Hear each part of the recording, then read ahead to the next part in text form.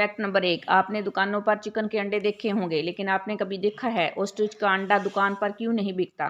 जबकि ऑस्ट्रिच के अंडे में मुर्गी के अंडे के मुकाबले में 20 गुना ज़्यादा प्रोटीन होती है। ऑस्ट्रिच का अंडा दुनिया का सबसे बड़ा अंडा है, जिसका वजन 1.5 किलो से भी ज़्यादा होता है और एक अंडे की कीमत 2000 के लगभग होती है।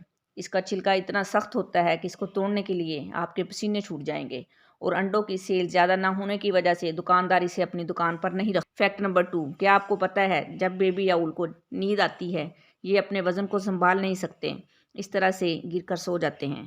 फैक्ट नंबर 3, गोरिल्ला पानी से इतना ज़्यादा डरते हैं कि ये फल पत्ते खाकर अपनी पानी की ज़रूरत को पूरा करते हैं।